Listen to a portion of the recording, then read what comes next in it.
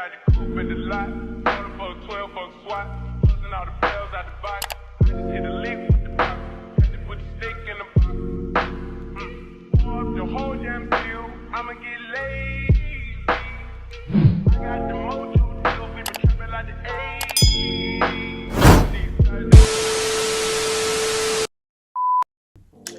Hello and welcome back to my YouTube channel. Today's video is going to be my 3-month update on keto.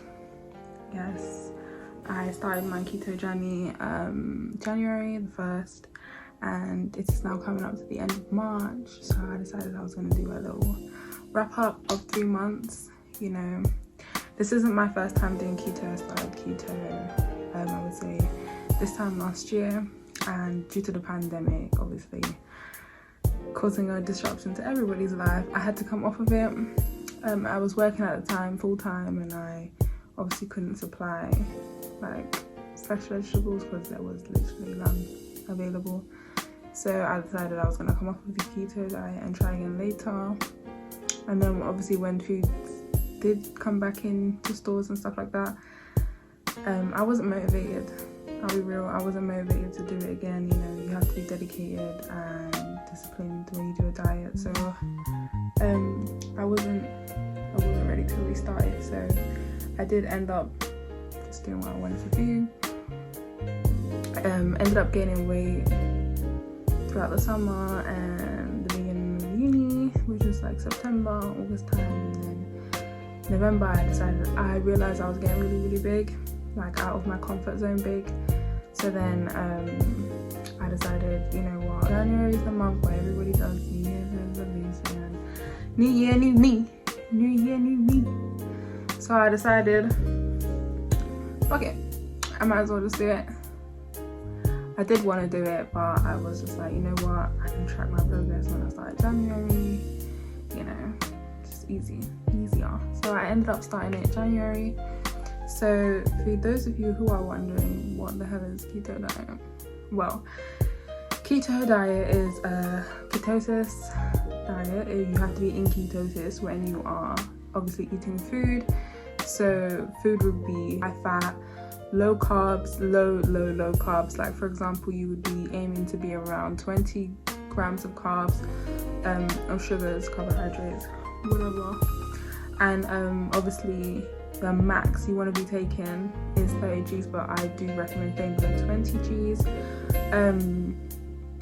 So you can have food like, you know, salmon, fish, cheese, bacon, meat, red meat, whatever meat, chicken, lamb, with like vegetables like broccoli, spinach, asparagus, cauliflower, Brussels sprouts, peas. I like peas, green peppers.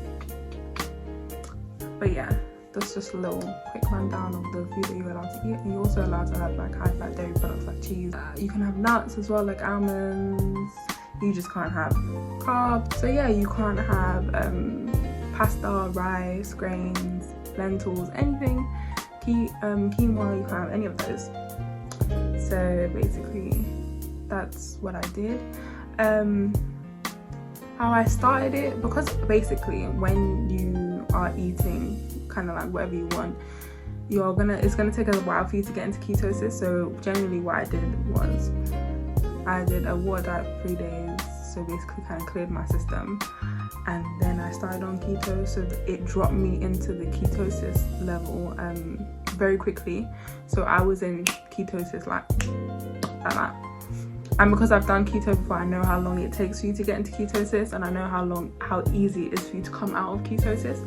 So I wasn't playing no games. I was like, okay, cool. I'm just gonna obviously do a water fast for 3 days and then jump straight into it. Start eating wherever I like. It could be meals like lettuce burgers, like I've done on my channel before. You can have kind of like mince and broccoli in like a kind of like a pasta sauce. You can have avocados. That's basically how I started on keto, how I joined ketosis very quickly, and how I've been able to maintain. Well, generally I do live alone, so maintaining and discipline has been actually quite easy. I live with like vegans, so the kind of distraction and influence is not really there. I'm not really tested. I only really get tested when I go to obviously work and I'm surrounded by people who are just eating like good smelling rice and all that kind of thing. But to be fair, I'm not really, like, I've been doing it for 3 months now, so I'm kind of like stuck in my position. I kind of want to drag it all the way until July, hopefully, God willing. So basically that's what I've been doing. I've been drinking a lot of water. I've been doing intermittent fasting as well. So basically I have 1 meal a day. My meal window is around 3:30 p.m. I don't really generally eat before 3:30 unless I obviously have work or something's disrupting my day, but generally I would say 3:30 is the earliest I've eaten, and the latest I've eaten can go to like 7, but generally I eat 5 o'clock, 6 o'clock every day, that being my first meal of the day. So then I just fast for the rest of the hours. So basically I would be doing like a 12 to 18 hour fast, obviously through the night and through the day, the next day continuance, however many hours that is. So just depending on my window obviously, and depending on the time that I did eat. So yeah, and so far I've been able to lose 30 pounds in total. The first month is definitely easy to shed pounds very, very quickly, especially because like water weight is coming off. So when you see your weight drop like in the first week or in the first 2 weeks, it's not really like a major thing because you are just shedding water weight.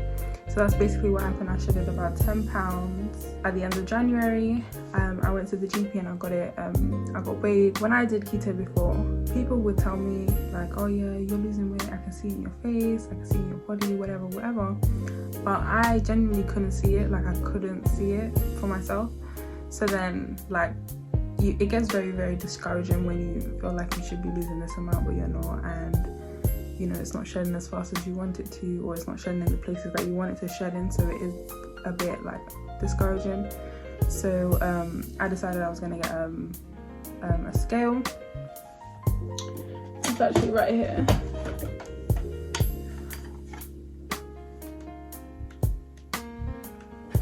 So I got this off Amazon. I think it was like £30. It comes with an app that you have to download. So basically it kind of just it does my weight, my BMI, my body fat percentages, all these kind of things, like things that you need to keep track of when you are trying to lose weight. Because for example, you could be losing muscle instead of body fat, which you are trying to lose body fat, you're not trying to lose anything else.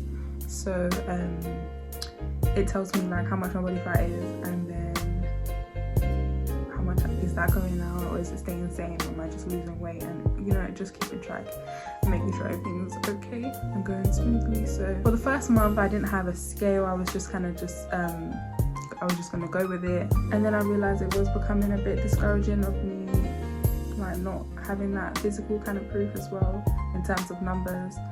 I don't rely on the scale, but just checking on it, you know, every month, every 2 weeks or something, it is a bit encouraging to see the numbers go down. So I decided I was gonna buy a scale. I ended up buying it like the 3rd of February. So I'm gonna insert how much I've lost from the app. The app will tell you that I've lost around 20 pounds. So yeah, in total it would be 30 pounds. Anytime you go on the scale, it will calculate your weight and it will record it. So yeah, that it's not manually put in or anything like that. So to be honest, in terms of what I see physically, I can see that I've lost weight, especially like in all, like everywhere. I could say now that I can see weight loss, like from not only from my face but from my stomach and my thighs especially. But you know, I feel like you know when you've just been out of weight for so long, like I've been at this weight before, so it's like pretty normal. It's like pretty normal, so I'm looking in the mirror, I'm like, oh, okay. So like, it's not really like, I feel like it's different when, let's say you've been a certain size for a certain amount of time and you haven't been to that small size in so long. If I was small right now, I'd be like, oh my days. But because I've been here before, it's just like, yeah, okay, yay. basically, yeah, I've just lost 30 pounds on keto. I'm gonna keep going. I'm gonna keep staying positive. At the end of the day, you need to be disciplined and you need to stay positive if you're gonna be on a diet. Like, my top tip would be, obviously, don't get discouraged. Even watching like keto recipes on YouTube encourage me to cook and to like try new things. Like, I've tried keto pancakes, I've obviously made keto pizza, I've tried keto brownies. They're not all great, okay? Like, I tried keto brownie once and I was like, oh my god, this is so amazing, and then I made it again and I was like, bleh.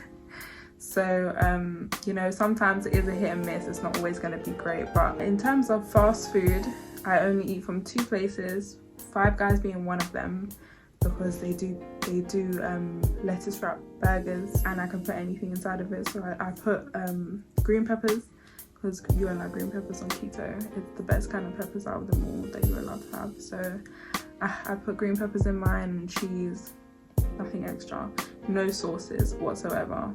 I don't put sauce on nothing. Like, nope.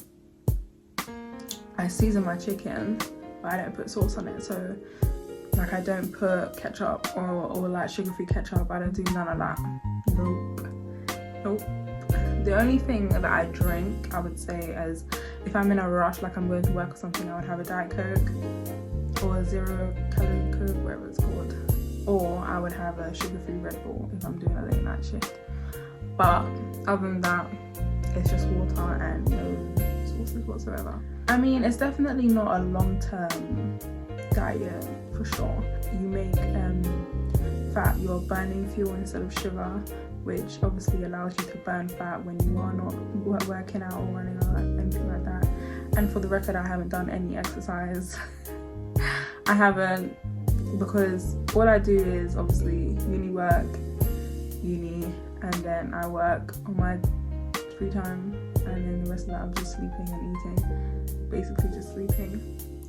So I don't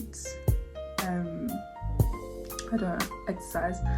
Obviously I do want to start exercising, hopefully the gyms open up, but I was even thinking of starting to do some jogging, starting to go running, anything like that. I just need to just do it.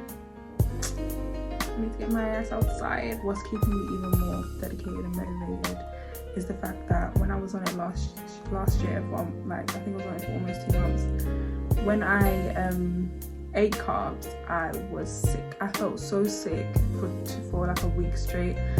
I felt like I was gonna throw up. Eating rice made my stomach turn. Eating like potatoes, chips, anything like that would like literally make me gag. It was horrible. So I know, due to that experience and due to that feeling of popping back on carbs like straight away and just eating like fried foods straight away, I know how I'm gonna feel and I know how my body's gonna react. So I'm not even trying to put it to the test.